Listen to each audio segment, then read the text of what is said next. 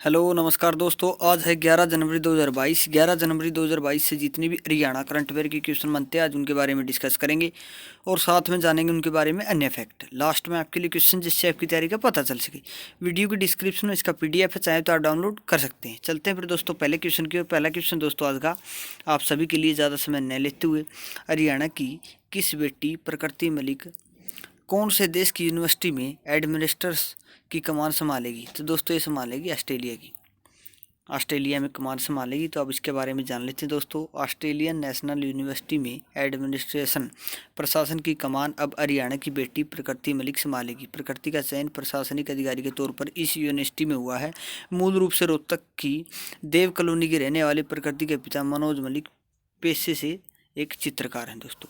तो ये रोहतक की रहने वाली है दोस्तों। रोहतक की बात है तो रोहतक को मैप में जानेंगे। सबसे पहले ये रहा रोहतक, इसकी सीमा सोनीपत से, यहाँ जींद से, हिसार से, भिवानी, चरखी दादरी, झज्जर इतने जिलों से सीमा लगती है। कुल मिलाकर 6 जिलों से सीमा लगती है। अब जान लेते हैं थोड़ा सा क्या क्या करंट अफेयर बनी 2021 में रोहतक के बारे में।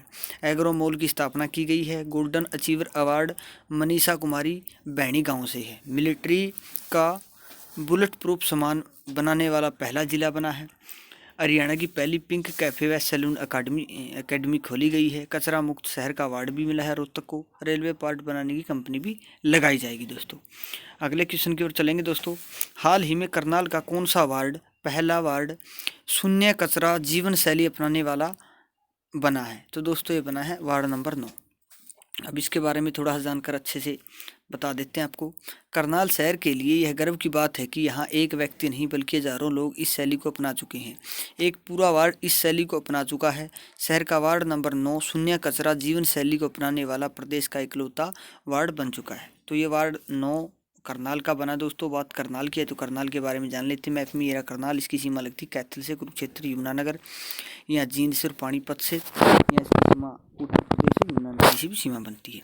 अब थोड़ा सा करनाल के बारे में जान लेते हैं। स्थापना हुई थी 1 नवंबर 1966 को। नेशनल हाईवे 709A और 115। यहाँ पर भगवान सूर्य और दानवीर कर्ण की मूर्तियों का मनमोहक घंटाघर बना हुआ है। पुराना नाम इसका करनालिया था। 1990 में हरियाणा ग्रामीण विकास संस्थान की स्थापना की गई थी। परासर का मेला लगता है, पांडु का मेला, छड़ियों का मेला। ग्रीनवुड पॉलिटेक्निकल कॉलेज रनवार में बना हुआ है। मधुबन पुलिस प्रशिक्षण परिषद 1973 में बनाई गई थी दोस्तों। अगले क्वेश्चन की ओर चलते हैं। हाल ही में किस खिलाड़ी ने ट्रायलथलॉन खेल में नया दक्षिण एशियाई रिकॉर्ड बनाया है? तो दोस्तों ये बनाया है सुभाष ने। अब जान लेते हैं दोस्तों इसके बारे में थोड़ा सा। इस ट्रायथलॉन इवेंट में 2 घंटे 24 मिनट 22 सेकंड का समय निकालकर सुभाष ने नया दक्षिणी एशियाई कीर्तिमान स्थापित किया है। इससे पहले का ट्रायथलॉन इवेंट में दक्षिण एशियाई रिकॉर्ड अनुज के नाम था, जिन्होंने 2019 में 2 घंटे 40 मिनट 21 सेकंड का समय लिया था दोस्तों। तो दोस्तों ये कुरुक्षेत्र से संबंध रखते हैं। कुरुक्षेत्र की बात आई तो कुरुक्षेत्र को जानेंगे। मैप में ये रहा कुरुक्षेत्र, इसकी सीमा अम्बाड़ा से, यमुनानगर से, करनाल, कैथल से सीमा लगती है। अब इसके बारे में थोड़ा सा कुरुक्षेत्र के बारे में जान लेते हैं। मगरमच्छ प्रजनन केंद्र बोरसेदा में है। गीता भवन 1921 में बना था। मध्य प्रदेश के राजा ने इसे बनवाया था। श्री कृष्ण संग्रहालय है 1911 में बना था। Geeta Institute of Management and Technology 2007 में बनी थी। कुरुक्षेत्र विश्वविद्यालय 1956 में बना था।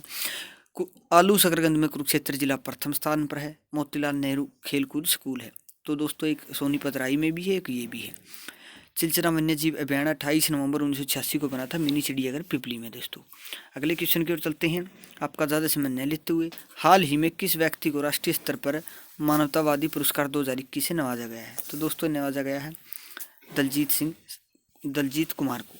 अब जान लेते हैं दोस्तों इसके बारे में। दीनबंधु गुप्ता राजकीय महाविद्यालय में प्रोफेसर दलजीत कुमार को लॉकडाउन के दौरान जरूरतमंद व असहयोग लोगों की मदद करने व एवं पर्यावरण संरक्षण की दिशा में लगातार बेहतरीन कार्यों के लिए आइकन फाउंडेशन दिल्ली द्वारा राष्ट्रीय स्तर पर मानवतावादी पुरस्कार 2021 से नवाजा गया है। तो दोस्तों ये पानीपत से संबंध रखते हैं। पानीपत की बात आई तो पानीपत के बारे में जान लेते हैं। पानीपत 1 मिनट, सोनीपत है शायद दोस्तों, नहीं सॉरी दोस्तों, ये पानीपत का ही है।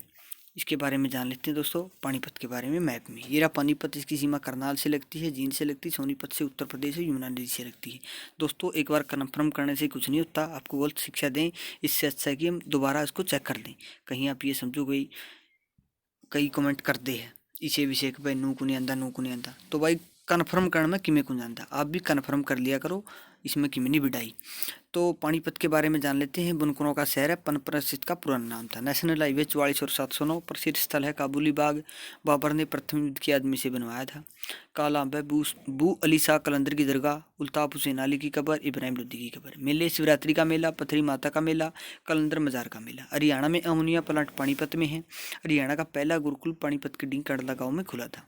प्रमुख खनिज गंधक पानीपत में मिलता है। बेटी बचाओ बेटी पढ़ाओ की शुरुआत भी पानीपत से हुई थी। यूरिया संयंत्र पानीपत में। दोस्तों अगले क्वेश्चन की ओर चलेंगे। दोस्तों हाल ही में किस व्यक्ति का जूनियर इंडिया हॉकी कैंप के लिए चयन हुआ है?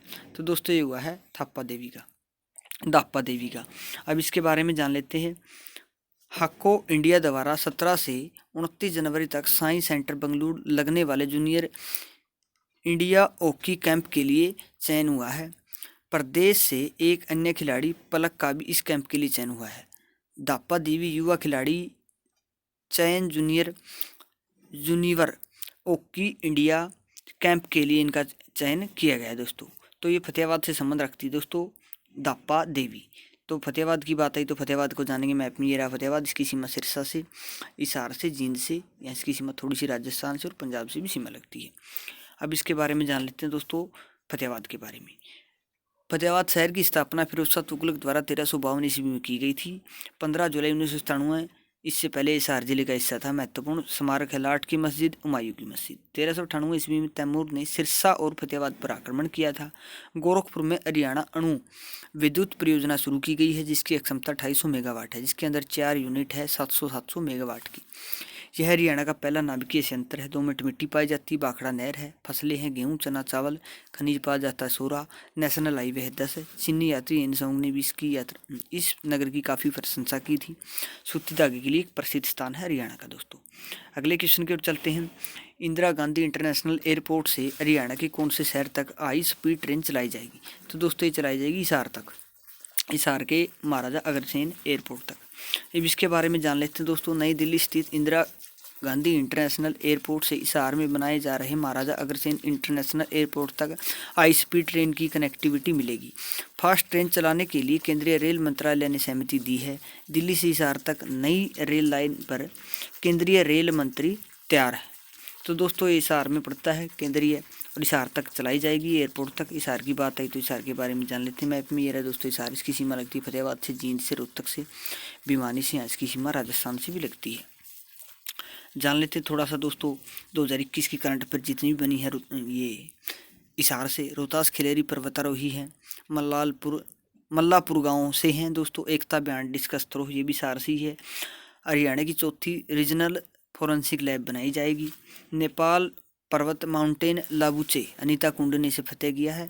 फरीदपुर गांव से है। यशपाल शर्मा को हरियाणा गौरव सम्मान मिला है। देश का पहला ई ट्रैक्टर एचयू यूनिवर्सिटी में बनाया गया है। महाराजा अग्रसेन एयरपोर्ट है। देश का पहला मेक ए नाइट ऑर्गेनिक फार्म बनाया गया है। मत्स्य विश्वविद्यालय खोला गया है। देश की पहली मोबाइल लेबोरेटरी वैन का उद्घाटन किया गया है। अटल रैंकिंग में पहला स्थान हासिल किया हिसार ने। अगले क्वेश्चन की ओर चलेंगे दोस्तों। हाल ही में किस व्यक्ति को एशियाई अवसंरचना अधिवेश बैंक का उपाध्यक्ष नियुक्त किया है? तो दोस्तों ये किया है उर्जित पटेल को। ये आरबीआई के गवर्नर भी रह चुके हैं। अब इसके बारे में थोड़ा सा जान लेते हैं। भारतीय रिजर्व बैंक के पूर्व गवर्नर उर्जित पटेल को बीजिंग स्थित बहुपक्षीय वित्त पोषण संस्थान एशियाई अवसंरचना निवेश बैंक का उपाध्यक्ष नियुक्त किया है। बैंक के प्रमुख चीन के उप वित्त मंत्री जिन लिक्यून हैं। पटेल 58 साल की कार्यकाल इनका 3 साल का हुआ। तो दोस्तों ये थी इस क्वेश्चन के बारे में जानकारी। अगले क्वेश्चन की ओर चलते हैं। हाल ही में किस बॉलीवुड एक्ट्रेस को गोल्डन ग्लोब अवार्ड 2022 से सम्मानित किया गया है? तो दोस्तों ये है एमजे रोड्रिगेज। तो इसके बारे में थोड़ा सा जान लेते हैं दोस्तों। हॉलीवुड में अवार्ड सीजन की शुरुआत गोल्डन ग्लोब अवार्ड 2022 से शुरू हो चुकी है। 31 वर्षीय स्टार एमजे रोड्रिगेज ने गोल्डन ग्लोब जीतने वाली पहली ट्रांसजेंडर अभिनेत्री बनकर इतिहास रचा है। तो बहुत ही इंपॉर्टेंट क्वेश्चन है दोस्तों। ये ट्रांसजेंडर है। उन्हें 79वें गोल्डन ग्लोब्स में नेटफ्लिक्स शो पोज शो में उनके प्रदर्शन के लिए सर्वश्रेष्ठ टेलीविजन अभिनेत्री का पुरस्कार भी मिला है दोस्तों। तो दोस्तों ये थे आज के क्वेश्चन। वीडियो कैसी लगी कमेंट बॉक्स में जरूर बताना, और अच्छे से मेहनत करते रहो। मेहनत कभी ना कभी भी कोई यकीन रखो, उम्मीद रखो, उम्मीद पे है हम सब कायम हैं। और उम्मीदें पे दिन टूटा है, इसलिए वह उम्मीद ना छोड़ियो कि था पर बूढ़े हो गए भाई आई रह जाए लिया लॉकडाउन है गया, इन बातों में कुछ नहीं तेरे। अब अच्छे से मेहनत करते रहो, जरूर ना जरूर कड़कड़िया नौकरी जरूर मिलेगी।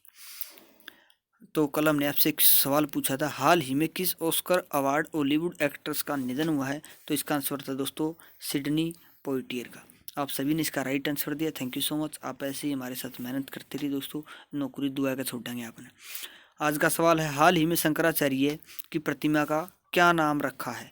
तो इसका जवाब आपको पता होगा, कमेंट बॉक्स में लिखना दोस्तों। जितनी भी जानकारी होती है उसके बारे में लिखा करो, जो भी आप कमेंट बॉक्स में लिखते हो उन सभी को हम देखते भी हैं, उनका जवाब भी देते हैं। तो प्लीज़ भाई अच्छे से मेहनत करते रहो, नौकरी जरूर मिलेगी कड़कड़ियाँ। मिलेंगे नई वीडियो के साथ, तब तक हंसते रहिए मुस्कुराते रहिए, देखते रहे हमारा चैनल HR गुरु। जय हिंद।